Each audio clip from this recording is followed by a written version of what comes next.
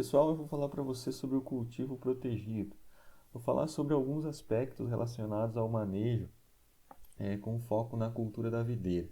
Então, essa parte ela complementa o que foi visto na parte que envolve as alterações microclimáticas no cultivo protegido e, consequentemente, altera a ecofisiologia das plantas, né?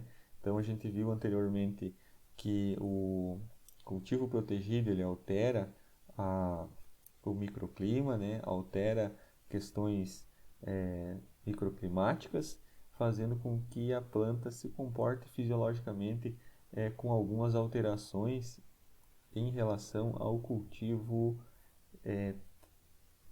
sem cobertura, tá?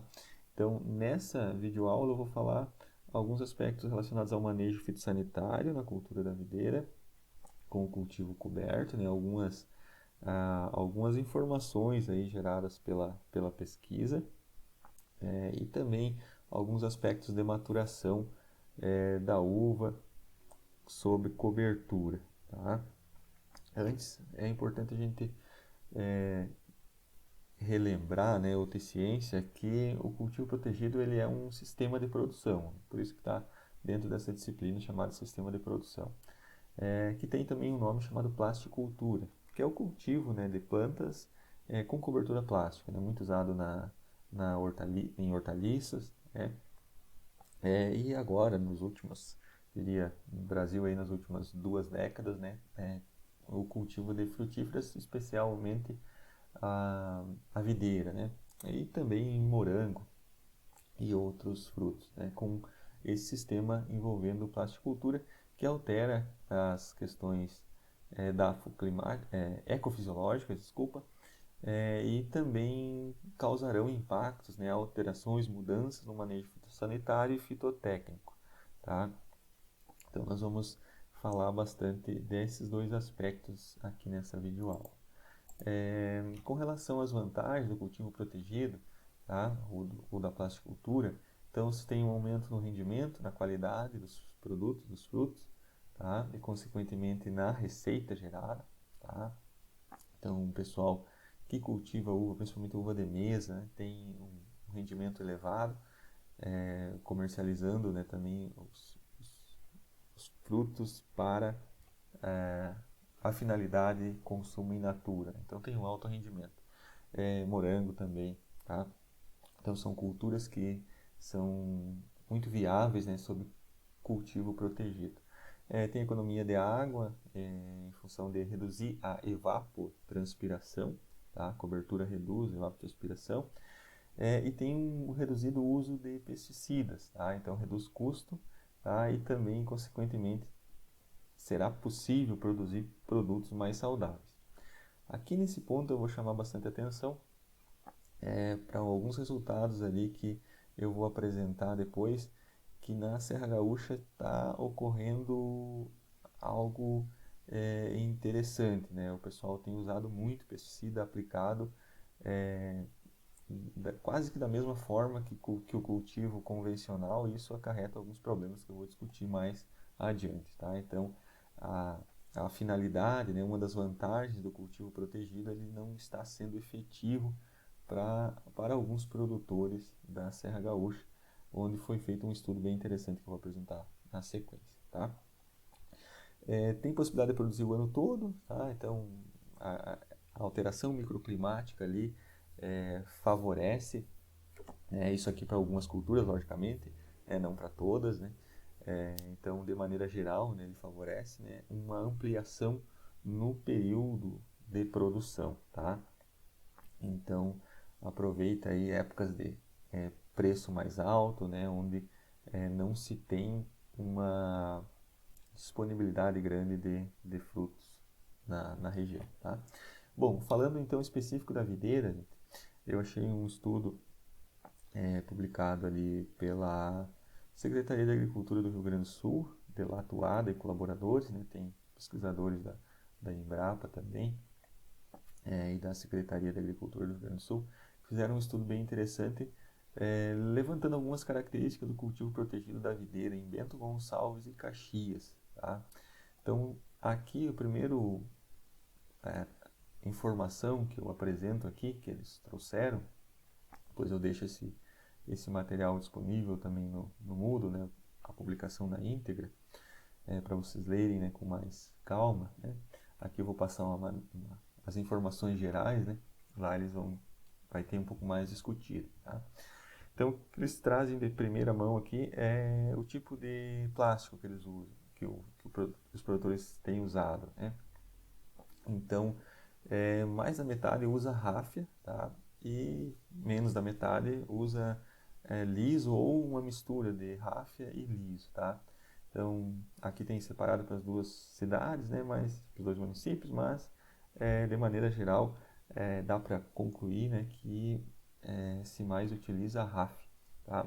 E aqui, nos últimos anos, né, eles trazem informação que o pessoal tem adotado mais o plástico liso do que a ráfia, né, em novas coberturas, tá?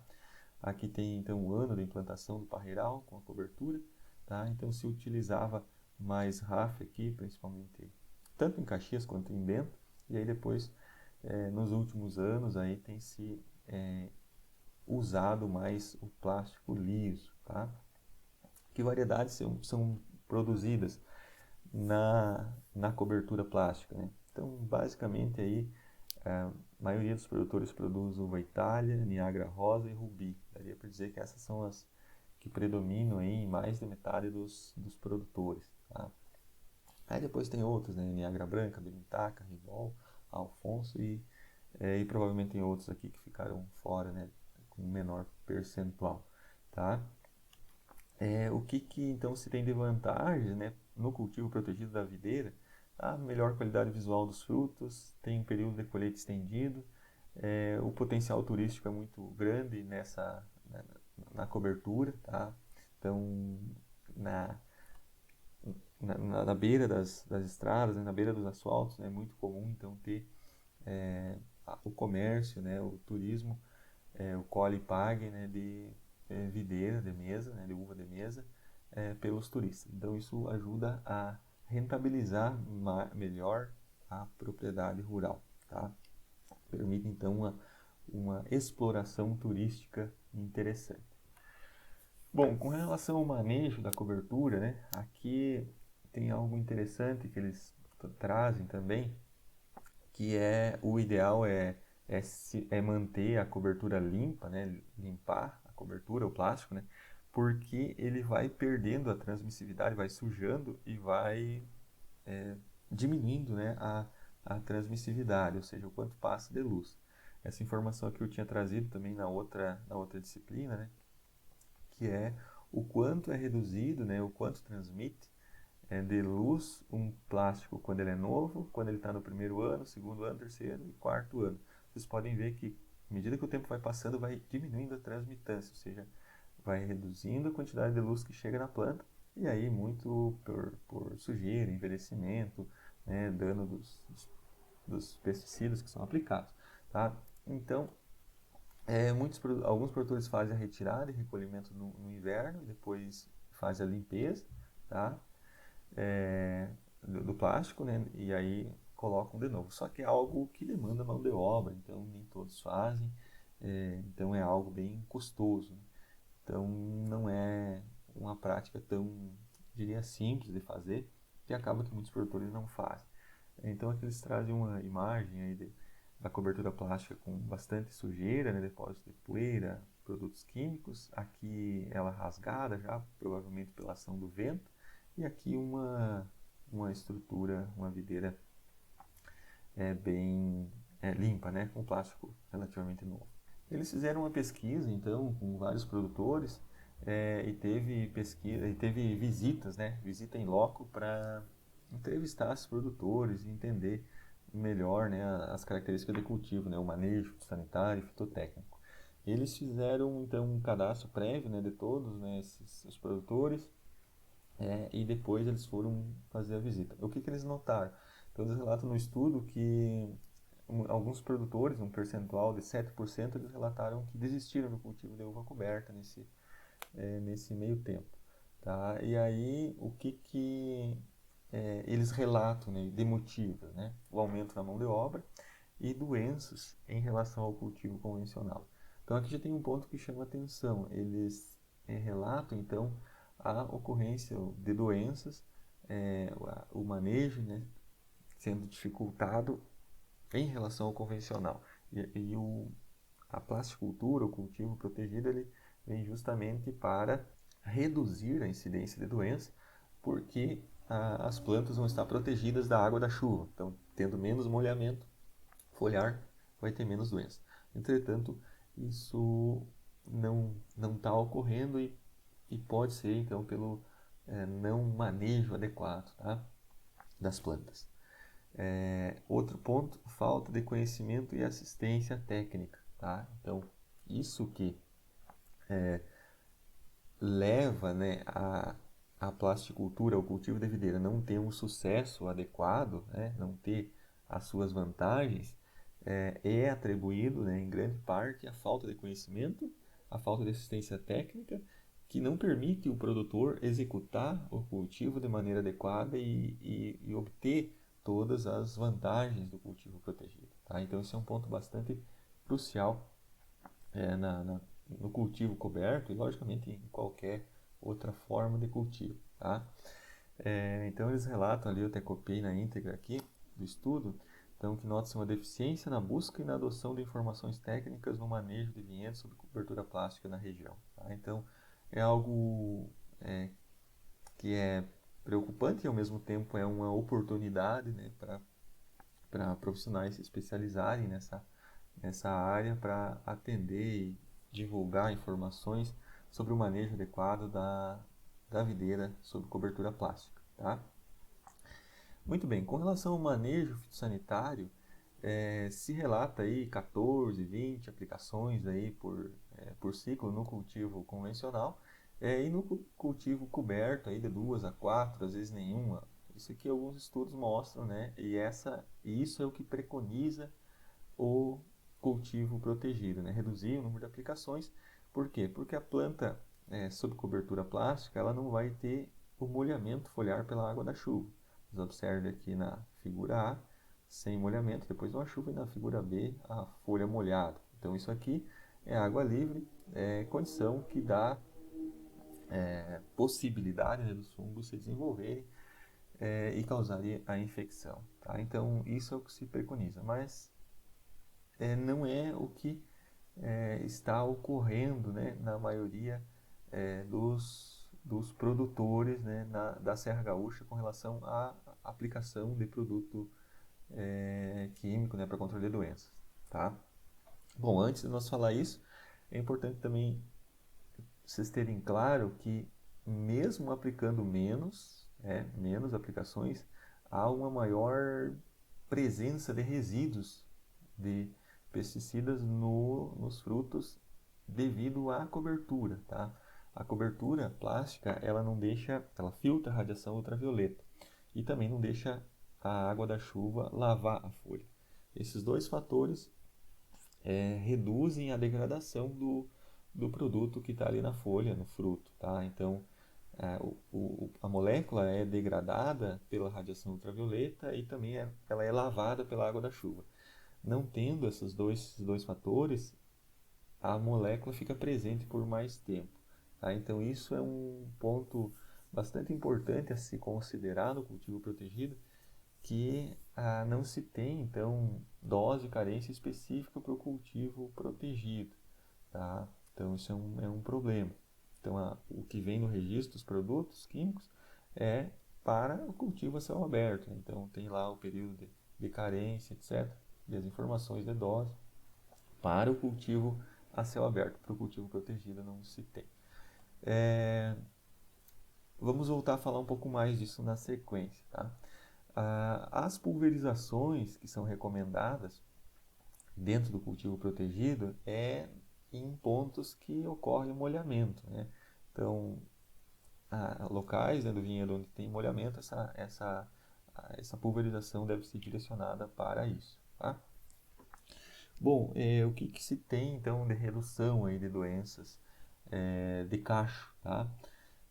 Na podridão de cacho, né, podridão cinzenta, podridão amarga, se tem uma redução de 30% a 60%. Então, os estudos aí, de maneira geral, relatam entre 30% e 60% de redução nas plantas cobertas, né? Então, se tem essa grande vantagem de ter mais frutas, né, sem podridão, que isso é bastante importante. Tá? No manejo, então, fitossanitário, o que se tem que é bem interessante? Tem estudos aqui de Chavaria que eles avaliaram a dispersão de esporangiósporos e Plasmoptera vitícola. O que eles observaram? Que no cultivo coberto sempre tinha mais, que quase todas as avaliações aqui com diferença significativa, tinha mais, tinha mais esporos do fungo no coberto, tá? E no descoberto menos. O que se tem então de justificativa, né? Tu tem mais fungo, mais presença de inóculo, mas tem menos doença, tem menos míldio, tá? O que justifica isso? É o ambiente que não é favorável. Então tem o patógeno, tem o hospedeiro, que é a videira, só que o ambiente não está presente, que é, no caso, o molhamento, né, da folha. Então, quando não tem as três condições, não ocorre a doença, tá? Então, isso falando embaixo aqui da cobertura onde não molha com a chuva. Já ramos aqui que saem para fora, né, que tem molhamento, vocês observem que a presença do míldio está ocorrendo. Então, está ocorrendo a doença. Então, isso aqui deve ser evitado, né? Ramos para fora da cobertura. E se tem, né, se molha nessas partes, é importante então fazer a aplicação de fungicida direcionado para essas regiões onde a doença vai se desenvolver. Tá? É importante usar quebra-vento para evitar a entrada de água da chuva, principalmente chuva com vento. Então o vento vai acabar jogando água para dentro da cobertura, né, e vai resultar em aparecimento das doenças. Outro ponto bastante importante que deve ser feito dentro de manejo, né, é a poda verde, tá? Que aí consiste na desfolha, desponte, tá? Desnetamento. Então são operações aí para evitar com que fique excesso de folha, né, e sombreamento e tenha todo aqueles problemas relacionados à fotossíntese que a gente viu na disciplina de fisiologia, mas também é crucial para evitar o contato da folha com o plástico, tá? O plástico ele condensa a água, tá? E essa água então, se a folha se encostar ali, vai molhar a folha e vai ocorrer a doença, tá? Então essa poda verde, esse manejo aí verde é muito importante para evitar essas folhas em contato com o plástico e também folhas fora do plástico, tá? Então esse exemplo dessa foto aqui, então isso aqui na poda verde o ideal é se retirar, tá? Ou fazer a condução, né, dos ramos para baixo do plástico. Bom, o que eles encontraram aqui em termos de porcentagem de produtores que faziam aí esse manejo, né? Então, cerca aqui de 70% fazia desponte, 80, 90 aqui desfolha, aliás, desbaste, né, desfolha e desponte. Tá? Um grande percentual fazia, mas tem alguns que não estavam fazendo. Tá? Aqui o percentual que a brotação não encosta no plástico, tá? Que faz a organização do dossel. Então percebam aqui que já tem um percentual em Caxias que é em torno de 50%, 60%, ou seja, quase metade dos produtores de Caxias não evitam que a brotação encoste no plástico. Consequentemente, molhamento da folha e ocorrência da doença. Então, isso é bastante importante aí para se ter o sucesso, né? Para se aproveitar as vantagens da plasticultura. Bom, mas não é só míldio que é doença importante na videira. Temos o oídio, tá? E o oídio ele é uma doença que aparece, ele é favorecido por condições de pouca água, ou seja, debaixo do plástico é uma condição ótima para ele, tendo logicamente o inóculo, tá? Então aqui o percentual de Produtores que apontam o ídio como doença importante aí gira em torno de 35% em Caxias e 60% em Bento Gonçalves, com presença de oídio, tá? Mildio um pouco superior, né? Podridão cinzenta e outras doenças também, com um percentual de produtores relatando essas doenças. Bom, mas mildio, ele não deveria estar presente, certo? Porque a cobertura, evitando o molhamento, ele não terá condição de aparecer. Entretanto, devido à ineficiência do manejo da cobertura ou das plantas e o consequente molhamento das folhas, há uma frequência aí de mais da metade dos produtores, né, relatando problema com mildio, tá? O que não deveria acontecer se o manejo, né, tivesse sendo feito de forma adequada, tá? Então há problemas aí no manejo. Bom, e com relação às aplicações fitossanitárias, tá? Que o ideal é se fazer menos, né? Se fazer de forma curativa, tá? Isso aqui não está ocorrendo para muitos produtores, tá? Então, vocês observem aqui nesse gráfico que o percentual de produtores que faz menos que 5 aplicações, que seria, por exemplo, uma condição ideal, é em torno de, aqui em média, vamos colocar a média das duas cidades, em torno de 20%. Já entre 5 e 10, em torno de 45%. E olhem o que acontece aqui, mais de 10 aplicações. Então tem cerca de 30% dos produtores, esses dois municípios, né, que fazem mais de 10 aplicações para controle das doenças no parreiral coberto. Tá? Então isso é bastante preocupante. Tá? No estudo eles relatam ali que tem produtor que aplica mais de 20 aplicações, né? Teve o caso de um produtor. Então isso é bastante preocupante no sentido da não eficiência da cobertura plástica para trazer os benefícios na redução da aplicação de produtos químicos. Tá? Então, os produtores não estão aproveitando o potencial da cobertura. Eles relatam que é medo de descontrole da doença. Tá? 72% dos produtores fazem aplicação calendarizada, ou seja, tem um calendário de aplicação. Então, vão aplicar independente de ter a presença da doença ou não. Semelhante ao que se faz no cultivo convencional. Então, isso é bastante preocupante. Tá? Então, aplicações aí calendarizadas, mesmo debaixo da cobertura, não é o ideal, né? Não é o que se busca com a cobertura. Tá? E os produtores estão fazendo. Aplicações curativas são eficazes, então tem estudos aí do Almansa e colaboradores que fazem, que relatam, né, que a aplicação para controle de mildio no surgimento, né, no início do surgimento da doença, ela é eficaz para parar a doença, né, de forma curativa. E isso debaixo da cobertura, né, logicamente. Então está tendo esses problemas aí, tá? Então, muito está relacionado à umidade, né, dentro da cobertura, né, embaixo da cobertura, né? Então pode ser por mau manejo, né, e a água sendo pegando nas folhas, tá? As folhas pegando na cobertura e molhando, então tem relação com isso. Há problema na quantia de resíduos que vão ter nos frutos, né, que se aplicando em grande quantidade esses produtos químicos sem necessidade, debaixo da cobertura, então a carga de resíduos, de produtos vai ser elevada, então isso é bem ruim. Vai causar desequilíbrio, né, ambiental pelo uso excessivo, né?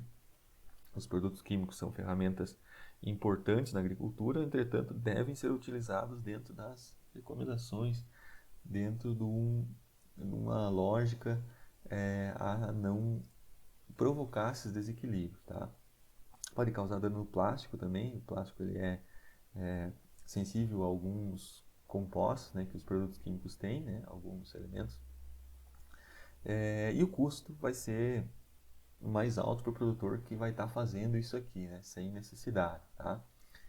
Com relação à carência, né, resíduos, então no rótulo do tebuconazole, por exemplo, usado para o ídio, ele tem que é 14 dias, né, o período de carência dele.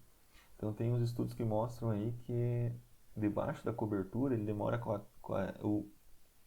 o período de carência deveria ser 42 dias, porque é o período que ele demora para se degradar.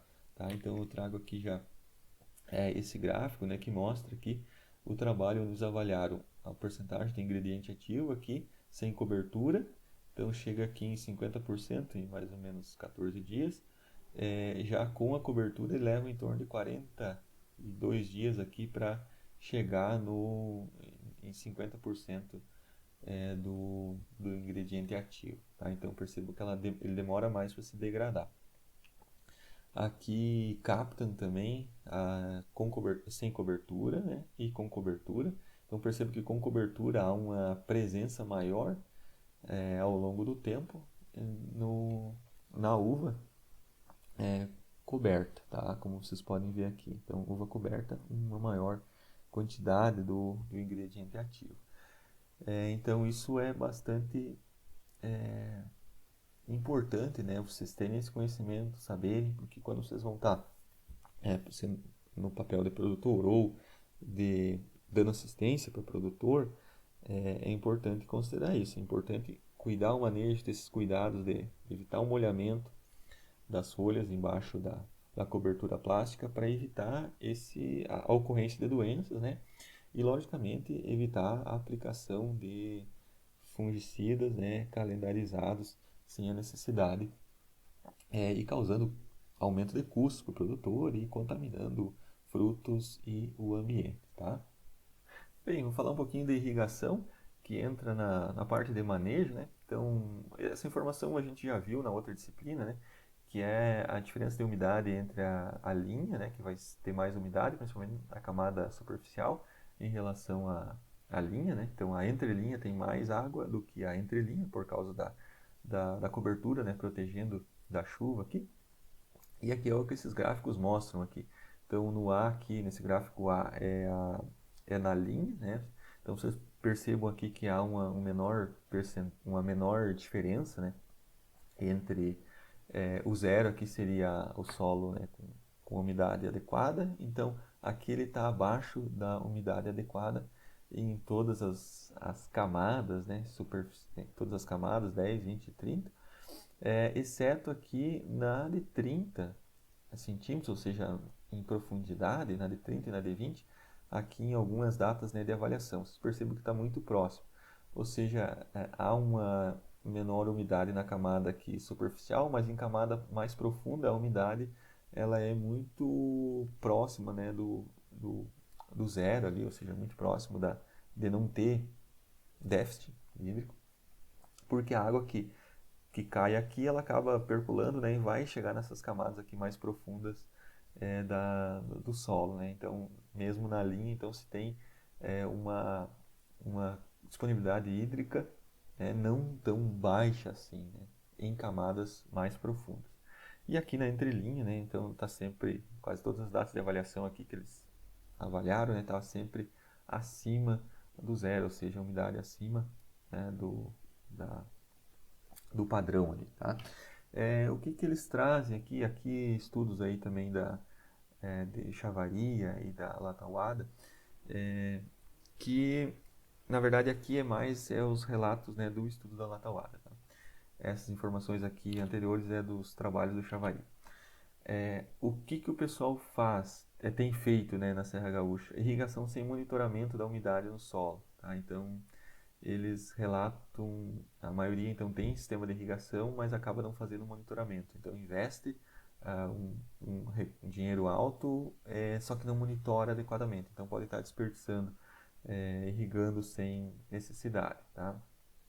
A cobertura reduz 1/3 da demanda evaporativa, ou a capacidade da folha perder a água, né, pelo menor movimento do vento.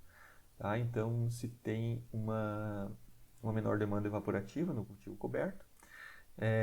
A linha seca, então a linha seca aqui é igual a irrigação em demasia, tá? Que o produtor vai acabar irrigando. vai ocasionar maior crescimento vegetativo e menor qualidade da fruta e maior custo. Então, se o produtor não monitora a necessidade de irrigação para irrigar de forma adequada, o que vai acontecer? Ele vai acabar muitas vezes colocando água demais, estimula o crescimento vegetativo e piora o crescimento reprodutivo, o desenvolvimento dos frutos e maturação dos frutos, tendo então prejuízo em qualidade e custo, né, por estar irrigando sem necessidade. Aqui eles trazem que a restrição da água abaixo da cobertura é apenas na camada superficial, tá? E nas camadas mais profundas há uma disponibilidade hídrica maior. E um ponto que eles chamam a atenção, né, que é importante, que no estabelecimento, né, no plantio do vinhedo, deve-se evitar, deve-se não cobrir, tá? Porque a planta vai estar se desenvolvendo, o sistema radicular vai estar pequeno, né? E principalmente se não tiver irrigação, né? Isso aqui falando sem irrigação. E aí então a chuva então vai molhar, né, todo o solo ali, toda a linha, de forma a proporcionar o desenvolvimento adequado ali da planta nos primeiros anos, tá? Bem, com relação à maturação e qualidade enológica, então alguns trabalhos relatam atraso na maturação e atraso na colheita, principalmente aí em regiões com altitude não tão elevada, tá? O que se tem também aí em termos de acidez da uva e do mosto, tá? A acidez sob cobertura plástica pode diminuir, tá? Então reduz a acidez em até 25% em relação ao cultivo convencional, tá? Sem cobertura. E por que a acidez se reduz, tá?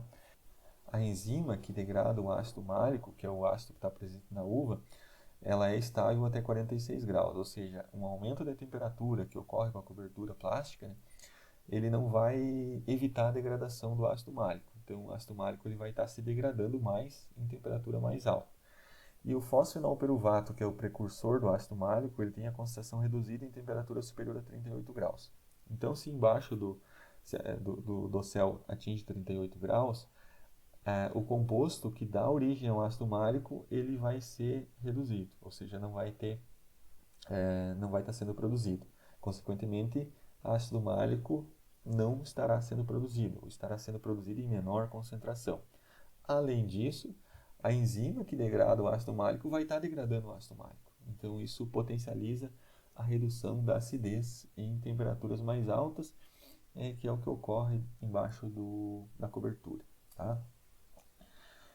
Com relação à acidez volátil do vinho, então tem-se que a acidez volátil ela é menor, tá, na cobertura, na planta coberta, muito em função da sanidade da uva. Então uvas mais sadias vão ter menos propensão de apresentar uma acidez volátil mais elevada, tá? Então uva com mais problema de podridão vão dar uma acidez mais volátil, vão dar esse composto acetato de etila mais elevado, que é um composto aromático do vinho, que no caso aqui com a cobertura vai ter menos acetato de etila devido a ter menos podridões.